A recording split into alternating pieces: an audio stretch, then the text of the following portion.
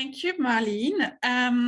Wow, it's been, I think, quite interesting to really step into that space. And I'm struck by the comments that are coming from the audience in terms of the sense of feeling safe, the sense of authenticity, of being real in the connection that you establish with perfect strangers. So I think it does say a lot about the the power of that methodology and the spirit with which we engage with each other.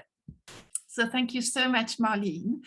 I think we are going now to open the floor for questions. There's been obviously quite an interactive, lots of opportunities for people to share their thoughts, but there might be some specific questions that some people are sitting with.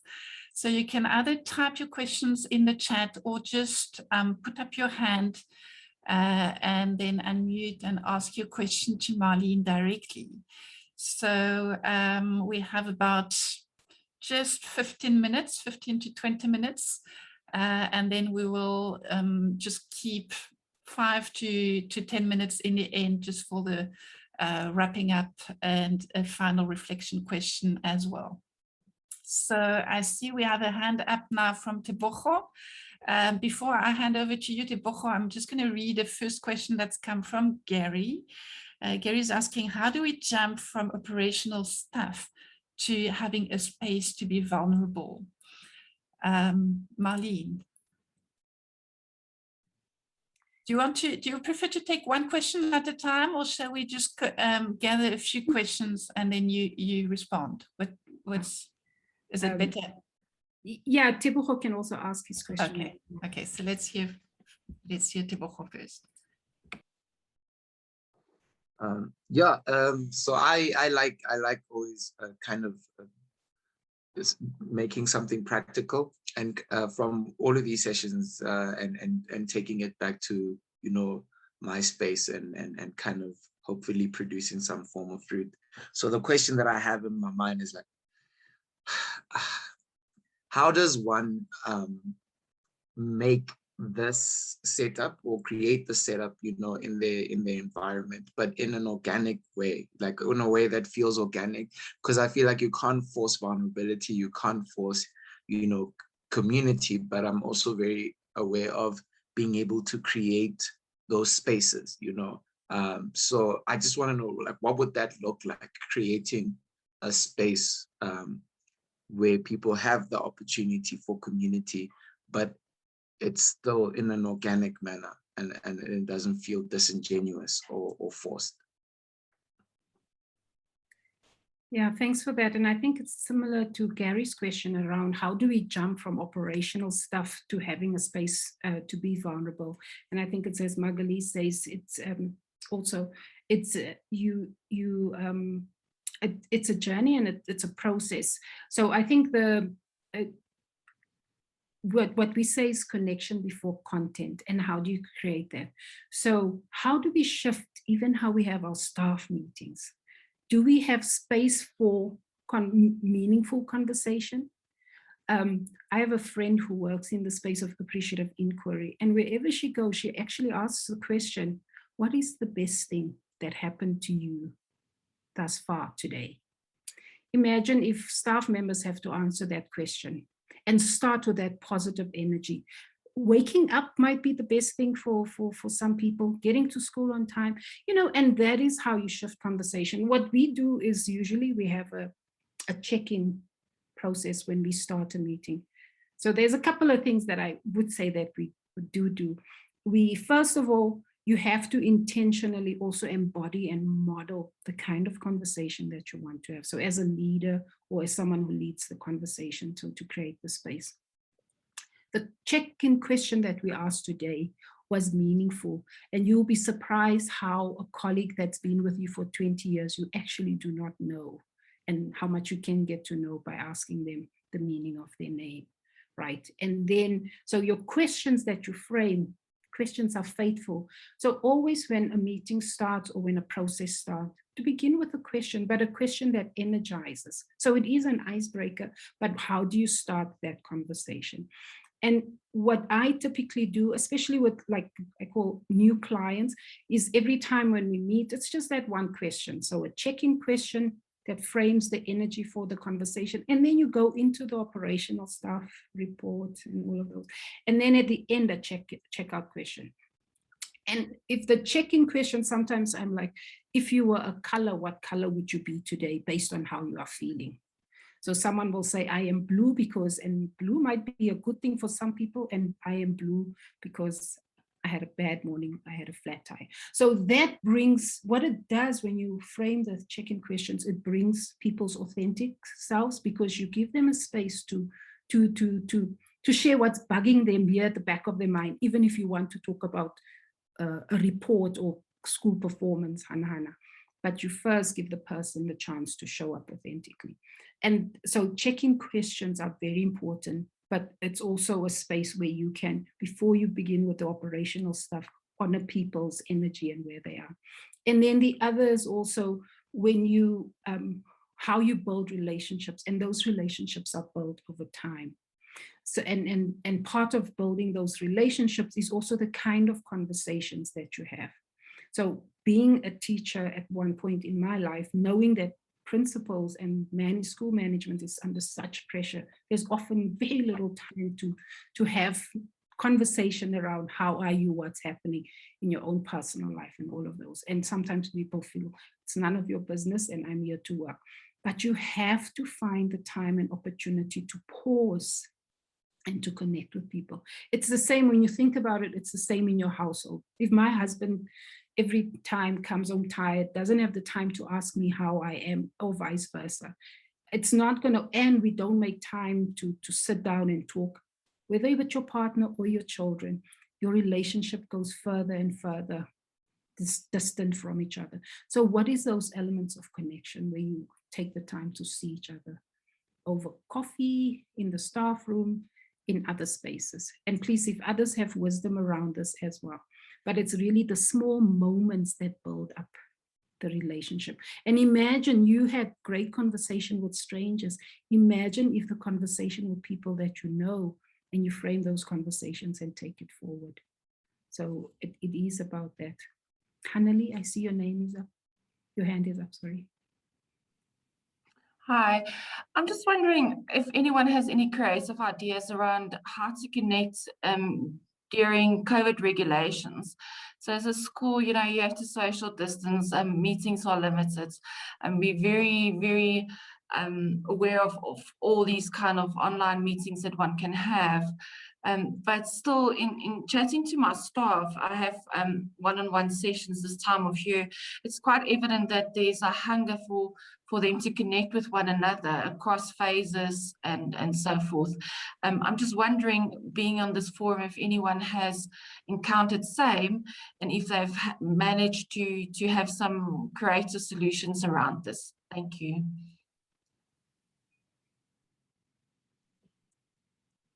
So I guess this is now an invitation to anybody on the call who wants to contribute their thinking. You can either put it in the chat or unmute and respond to Hanali's question. Thank you, Hanali. And Hanali, can I check, you're not talking about virtual, but face-to-face and still feel the sense of... Yes, I mean, when this happened, this pandemic, we all thought it was going to be short-lived, right? And yet here we are. So we need to navigate ourselves in a longer period of time than what we anticipated. So I think this kind of online thing is great, really. I mean, I wouldn't have met you otherwise, and many other, any of you mostly on this forum. So I'm grateful for that, because we did rethink that. But still, us working on the same sites every day, just wondered if there was similar challenges. And we're here, but we're also not here. We're here, but we're not together. That's what I mean. And if anyone has been able to come up with a solution to still create that kind of togetherness in a sense.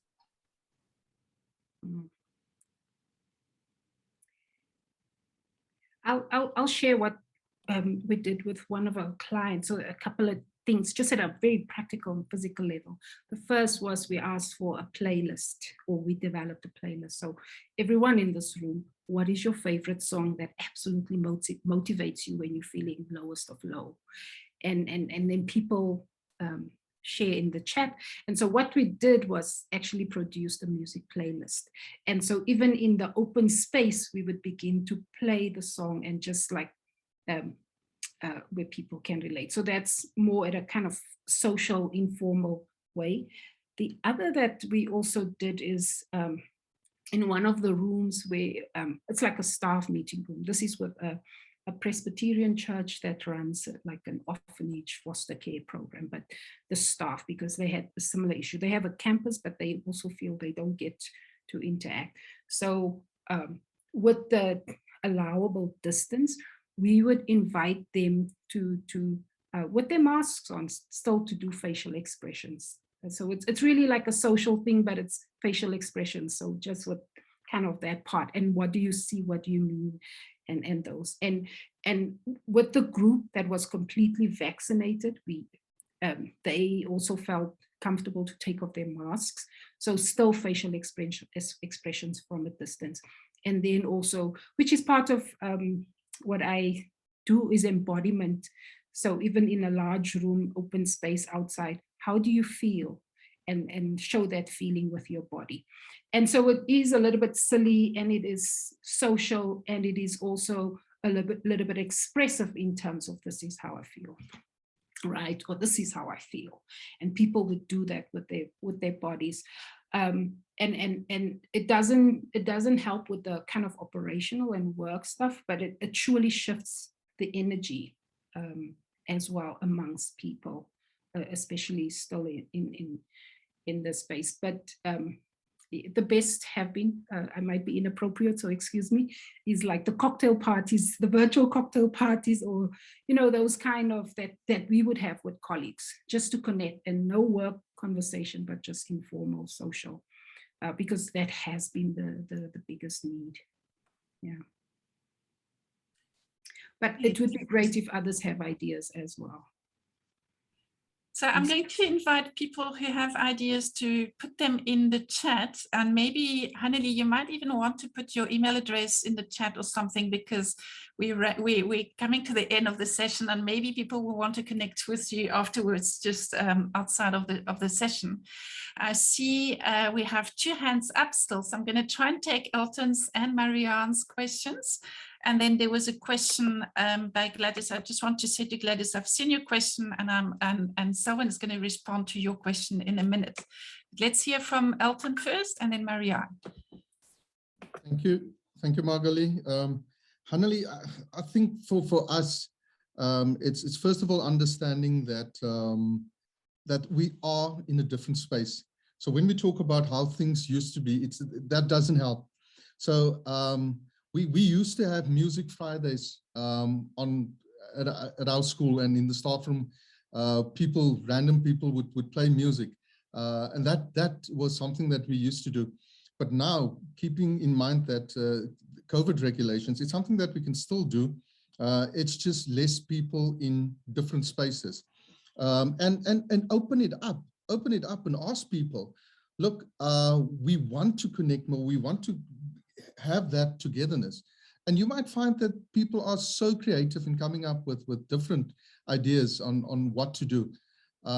So if you throw that back to the staff, and you might end up with a list of 10 things that you can do differently every Friday or whenever.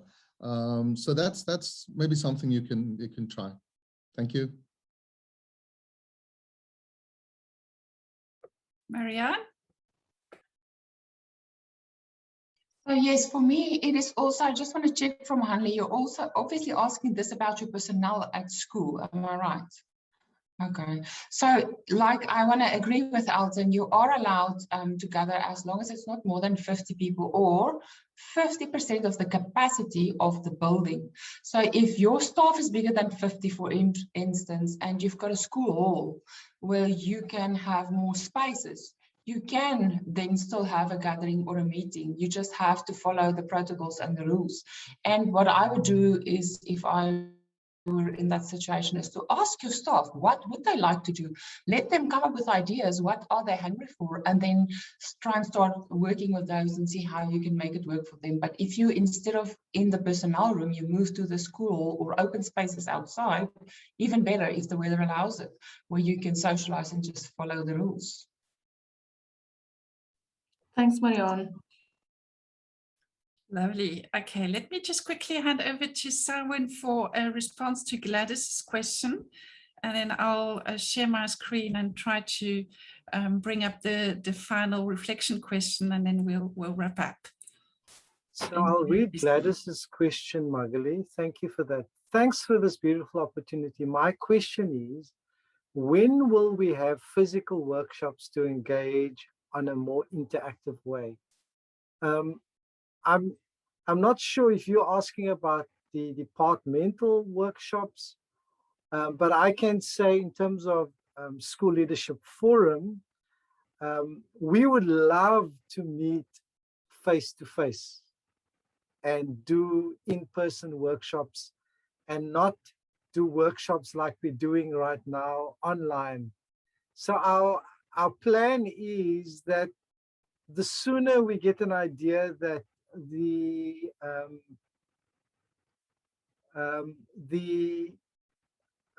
levels of COVID in various provinces are low, we would definitely be preparing for workshops, again, in-person School Leadership Forum workshops as early as September, but definitely not for this, the rest of this year, the rest of this month, sorry. We definitely will be considering that for September. But again, we do that on the basis of understanding what's happening in provinces. So please bear with us. We would love to do it in person. Thank you. Okay, I see the chat is still active, but I want to, before we run completely out of time, I really want to leave you all with this follow-up question. And it's really just a reflection question for you to take with you out of today's session. The question is really about imagining yourself going back to your school or to whatever your work context is if you don't work at a school. And really ask yourself that question, what is the conversation that I'm going to have to create a sense of belonging with my colleagues or with my peers when I go back to my work context? Really just moving into your own personal commitment of what is your next step in this context. Marlene, I don't know if you want to maybe say a word or two about that. Thanks, Magali. Just truly the invitation to be curious about the kind of conversations and what emerges from those. So frame your own questions. The trick is to focus on those high peak experiences, and that helps people to energize themselves into those experiences. But also importantly, then what am I learning from? Like what you mentioned in terms of talking about belonging makes me realize what matters in school. So I think it's that invitation. Frame the questions and have the conversations, both one-on-one and in little groups as staff. Thanks.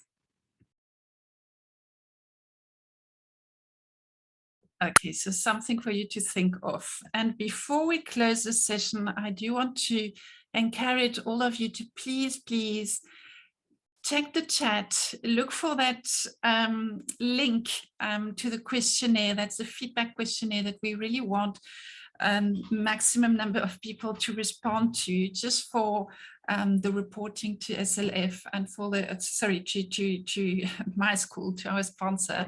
And just to check that the format of the session has met your expectations and that you're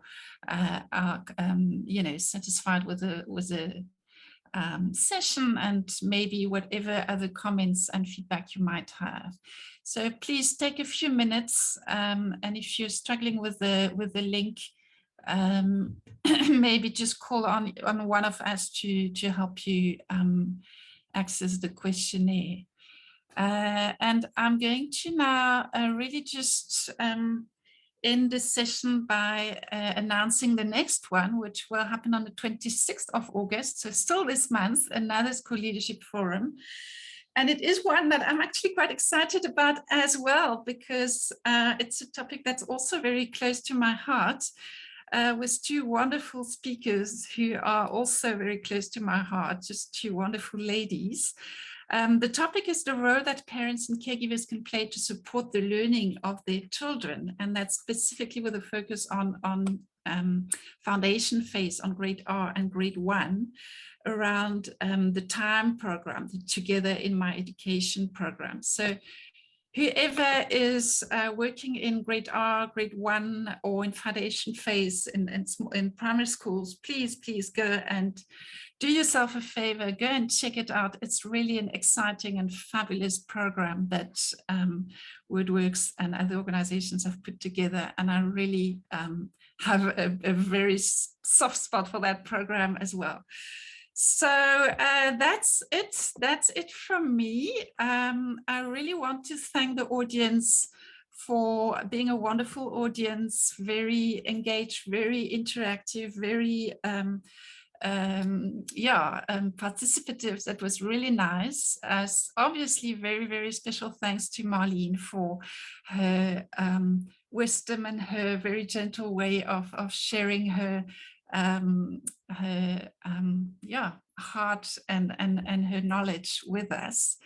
And thanks to Selwyn and Nonhlanhla in the background for handling all the messages, etc. I hope you have access to the feedback form still. I'm sure Nonhlanhla would have put it into the chat again, or Selwyn. So yeah, thank you everyone. It was good seeing some faces again, whom I've been missing. And yeah, look forward to the next SLF session. Goodbye from me, and all the best in this rest of this month. Until next time.